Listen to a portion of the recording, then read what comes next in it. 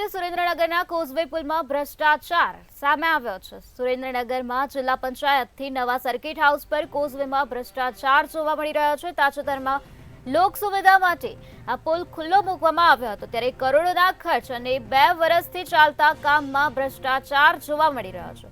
નવા બનેલ પુલ પર જોવા મળી હતી તિરાડો, ત્યારે આ તિરાડોની લોકોમાં ચર્ચા થઈ રહી છે। 6 દિવસ પહેલા જ આ પુલને ખુલ્લો મૂકવામાં આવ્યો છે, ત્યારે હાલ આ પુલ પર તિરાડો જોવા મળી રહી છે। તો સુરેન્દ્રનગરના કોઝવે પુલ પર આ પ્રકારે તિરાડો જોવા મળી છે। જિલ્લા પંચાયતથી નવા સર્કિટ હાઉસ પર કોઝવેમાં ભ્રષ્ટાચાર જોવા મળી રહ્યો છે।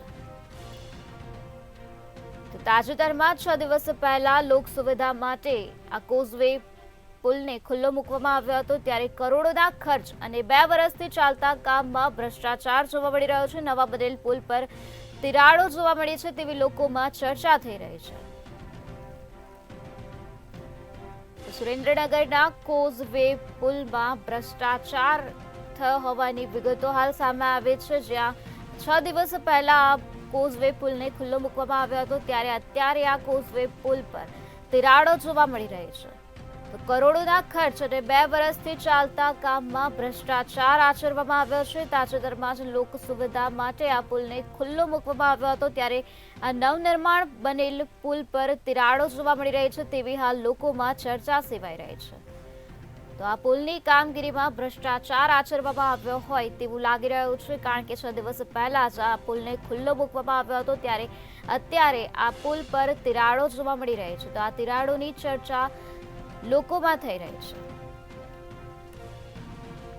2 વર્ષથી આ પુલનું કામ ચાલતું હતું, ત્યારે કરોડોના ખર્ચે આ પુલનું નિર્માણ કરવામાં આવ્યું છે। 6 દિવસ પહેલા જ આ પુલને ખુલ્લો મૂકવામાં આવ્યો છે। લોક સુવિધા માટે આ પુલને ખુલ્લો મૂકવામાં આવ્યો, ત્યારે આ પુલ પર તિરાડો જોવા મળી રહી છે। તો આ જ મુદ્દે વધુ માહિતી આપવા માટે આપણી સાથે સંવાદદાતા અશોક જોડાઈ ગયા છે। જી અશોક, સુરેન્દ્રનગરમાં કોઝવે પુલમાં ભ્રષ્ટાચાર આચરવામાં આવ્યો હોવાની વિગતો સામે આવી છે, શું છે વધુ વિગત?